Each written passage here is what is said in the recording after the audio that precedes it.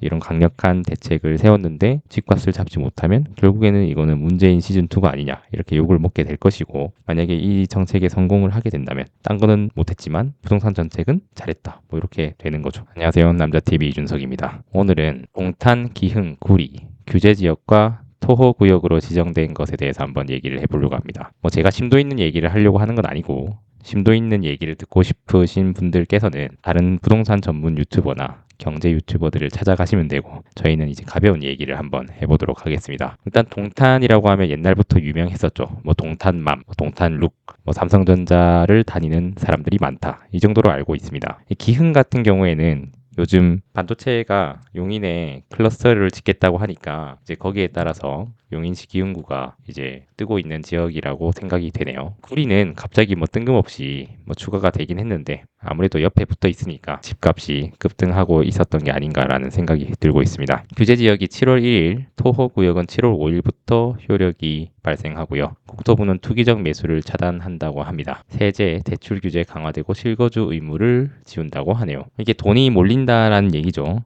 보통 이제 젊은 세대, 저도 마찬가지로 30대 중반이긴 하지만 좀 젊다고 생각은 하고 있습니다. 요즘은 40대까지 젊다고 생각을 하고 있는데요. 특히 저처럼 독거 노총각의 경우에는 집에 대한 아무런 생각이 없습니다. 왜냐면은 이렇게 월세살이를 해도 전혀 문제가 없기 때문이죠. 왜 저렇게 이제 사람들이 집을 사려고 할까라고 궁금해 할 정도이죠. 근데 이제 제가 보니까 뭐 그런 얘기가 있는 것 같아요. 부를 과시하기 위해서 내가 돈 얼마 있다라고 하면은 되게 없어 보이는데, 어디 산다 이렇게 얘기하면은 있어 보인다라고 하는데, 사실 뭐 제가 보기엔 거기서 거기거든요. 어디 아파트 산다, 어느 지역에 산다, 동탄 산다, 강남 산다, 용인 산다, 뭐 이게 무슨 의미인가라는 생각을 이제 저 같은 사람이 하게 마련이죠. 어쩌면 이런 생각을 하는 사람으로 제가 태어났기 때문에 결혼을 아직도 못하고 있는 게 아닌가 이런 생각이 들고는 있습니다. 근데 어쨌든 이번에 새롭게 토지 거래 허가구역 그 규제 지역으로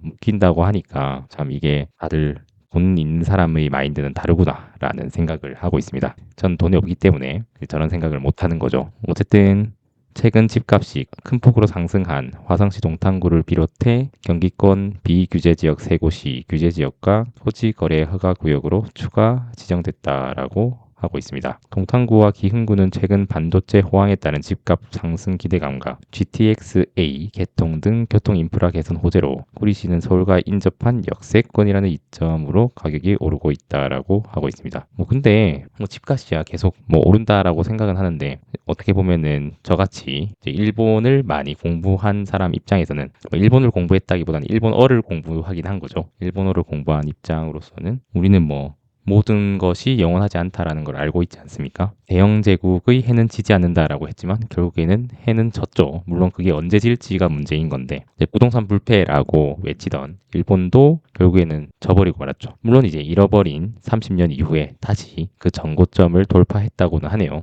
어쨌든 30년을 기다리긴 기다려야 되는 거니까 그것도 쉽진 않죠. 보통 30살에 취업을 해서 30년이 지나버리면 60세 은퇴할 나이가 되잖아요. 그럼 사실 젊은 일생을 다 보낸 거나 다름없기 때문에 그거는 뭐 의미가 있나? 결국에는 한 세대가 지나야 의미가 있는 일은 나에게는 의미가 없는 일이 되는 거죠. 뭐 어쨌든 지금 한국부동산원에 따르면 6월 넷째 주 동탄구의 올해 아파트 매매 가격 누적 상승률은 11.3%로 전국에서 가장 높았다라고 하고 있습니다.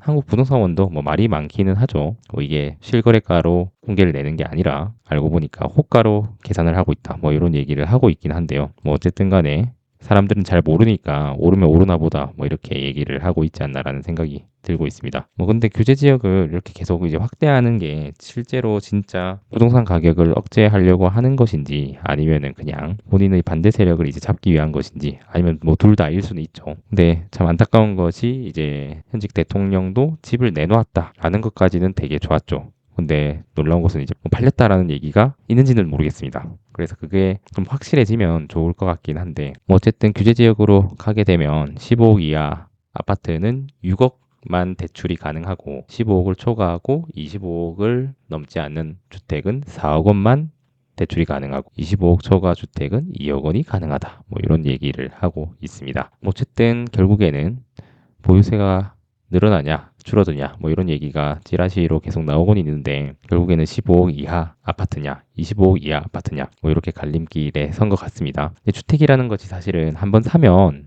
좀 팔기가 쉽지는 않은 것 같습니다. 왜냐하면은 우리도 뭐 결혼할 때 이혼을 생각하고 결혼하는 것이 아니듯이 집을 살 때 팔 생각하고 잘 하진 않죠. 근데 이제 문제는 팔 생각하고 집을 사는 사람들이 많아지다 보니까 이제 그것이 이제 서민 주거 안정을 해친다라고 뭐 생각을 한 것 같은데요. 뭐 결과론적으로는 이것은 이제 역사가 평가할 일이라고 생각이 됩니다. 만약에 이렇게 강한 부동산 대출 규제 정책을 폈는데 대출 규제뿐만이 아니고 토지 거래 허가 구역이라든지 실거주 의무를 부과한다든지 이런 강력한 대책을 세웠는데 집값을 잡지 못하면 결국에는 이거는 문재인 시즌2가 아니냐 이렇게 욕을 먹게 될 것이고 만약에 이 정책에 성공을 하게 된다면 이제 역시 딴 거는 못했지만 부동산 정책은 잘했다 뭐 이렇게 되는 거죠. 그리고 또 한켠에서는 뭐 공급 부족이다 이런 얘기를 하고 있는데요. 막상 공급 부족이라고 해도 건설사들이 열심히 뭐 재건축 재개발도 하는 것 같고 이제 신도시를 많이 만들고 있잖아요. 그래서 언론의 얘기는 믿지 말고 직접 발품을 팔아서 가보면 좋을 것 같습니다. 뭐 일단은 그래도 독거 노총각의 입장으로서는 저렇게 집값이 천정부지로 뛰어오르든 말든 아무런 상관이 없죠. 내 이야기가 아니구나 이렇게 생각을 하고 있습니다. 일단은 오늘은 이렇게 가벼운 얘기를 하고 있는데요. 사실은 뭐 어떤 분들은 뭐 그렇게 얘기를 하시죠. 뭐 2016년, 2017년 이때 집을 샀으면 뭐 집이 몇 배가 뛰었다. 이런 얘기를 하고 있는데 그렇게 생각할 게 아니고 그때 삼성전자 주식을 샀으면 몇 배가 뛰었다. 이것도 사실 다 가능한 거죠. 그러니까 꼭 집을 사야 된다. 이런 건 아니고 본인의 취향에 맞게 원하는 투자를 하면 되지 않을까 이렇게 생각을 하고 있습니다. 네, 오늘도 두서없는 얘기 해봤는데요. 여러분들 생각은 어떠하신가요? 댓글로 남겨주세요. 감사합니다.